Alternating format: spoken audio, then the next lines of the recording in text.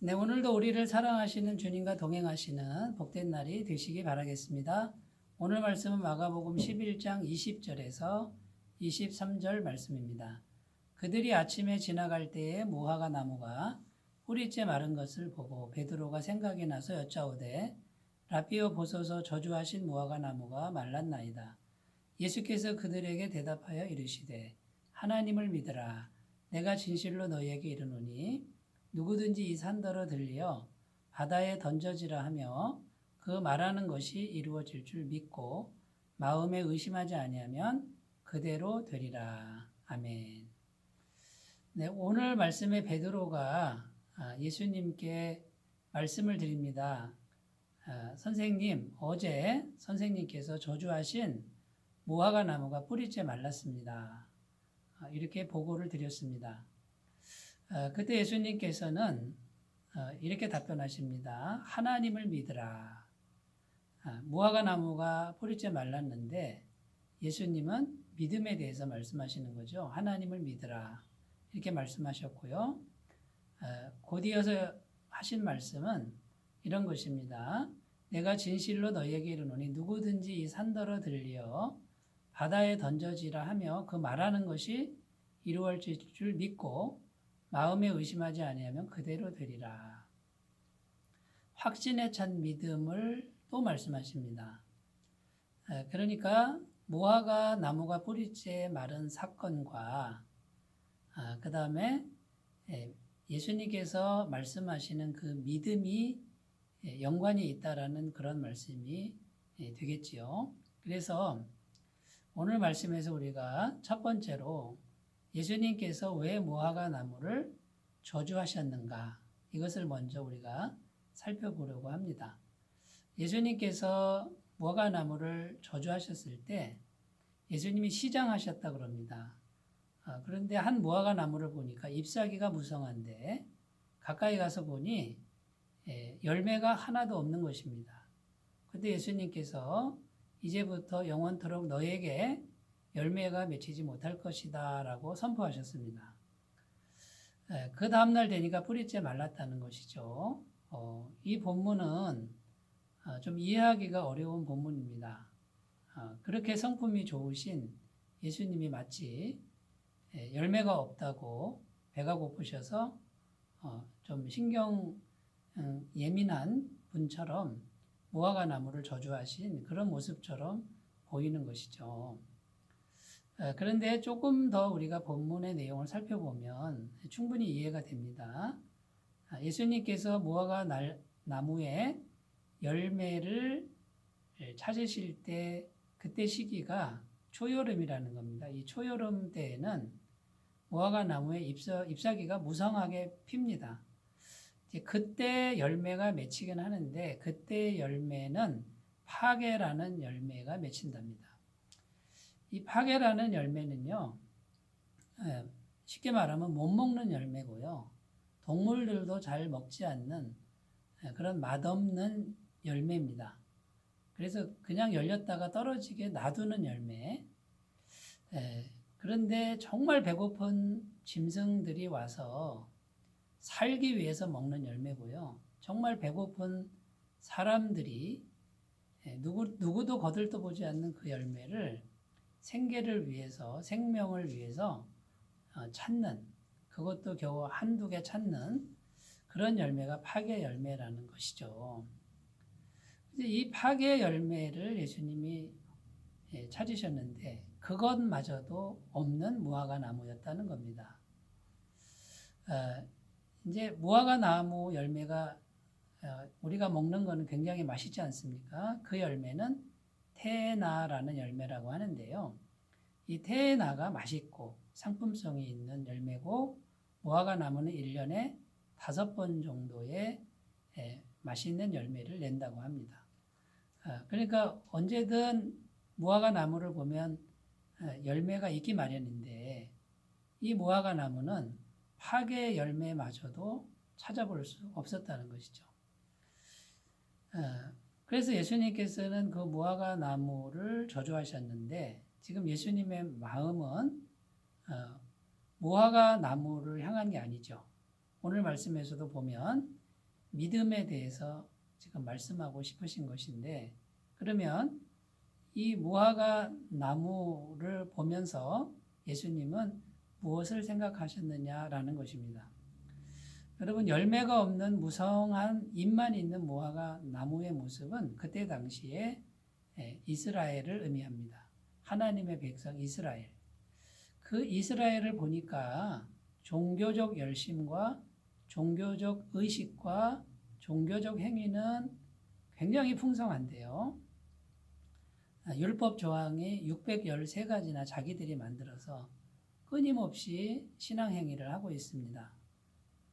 마치 무화과 나무 잎사귀가 무성한 것 같습니다. 그런데 그 안에 들여다보니까 믿음의 열매가 없었다는 겁니다.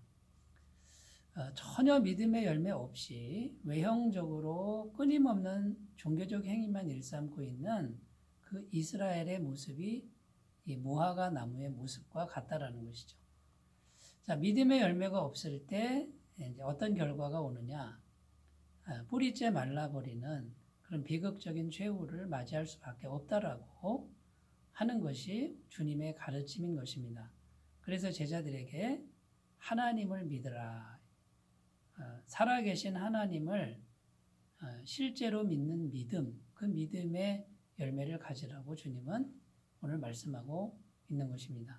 역사적으로 그 이스라엘 나라는 로마의 식민지가 되었고요. 또 AD 70년경에 성전이 다 무너지는데 돌 위에 돌 하나도 남지 않고 다 무너집니다.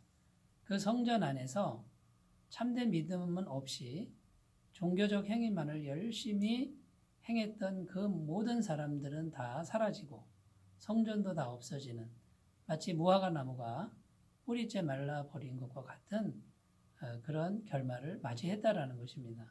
결국 예수님께서 무화과 나무를 저주하셔서 뿌리째 말라버린 이 사건은 이스라엘 백성 그리고 이스라엘의 성전이 뿌리째 말라버릴 것을 다 무너질 것을 예언하신 예언적 행동이라고 말씀드릴 수 있겠습니다.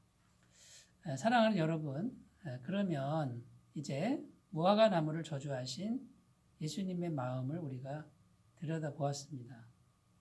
그러면 우리가 이제 예수님이 찾으시는 믿음의 열매를 우리가 맺어야 되겠죠. 자, 그럼 그 믿음의 열매는 어떤 것을 구체적으로 말하는 것입니까? 오늘 말씀 첫 번째 22절에 보면 하나님을 믿으라 이렇게 되어 있습니다. 하나님과 상관없이 자기 만족을 위해서 자기 의를 위해서 자기를 드러내기 위한 종교적 열심, 사람들에게 보이려고 하는 그런 종교 행위는 너무나 많았습니다. 주님께서 말씀하시는 믿음은 결코 이런 믿음이 아닐 것입니다. 그런 것이 없어도 정말 살아계신 하나님과 인격적으로 만나고 또 하나님 앞에서 자기를 부인하면서 하나님께 순종하는 그런 마음 상태, 그런 삶의 상태, 여기서 나오는 그런 믿음이 참된 믿음이 되겠지요. 그 다음에 또 어떤 믿음이 되겠습니까? 23절에 보면 내가 진실로 너희에게 이르노니 누구든지 이 산더러 들리어 바다에 던져지라 하며 그 말하는 것이 이루어질 줄 믿고 마음에 의심하지 아니하면 그대로 되리라. 주님께서 또 말씀하시는 믿음의 열매가 이런 것인데요. 산이 있는데 산을 향해서 야 산아 너 번쩍 들려서 바다에 빠져라 하고 말하고 의심하지 않는 믿음. 그래서 그대로 되는 믿음을 가지라고 주님 말씀하십니다. 여러분 이 믿음은 사람의 믿음이 아니라는 것이죠. 사람의 믿음이 어떻게 이런 믿음을 가질 수 있겠습니까? 그러니까 예수님이 지금 말씀하시는 믿음은 전능하신 하나님이 주시는 믿음이고요.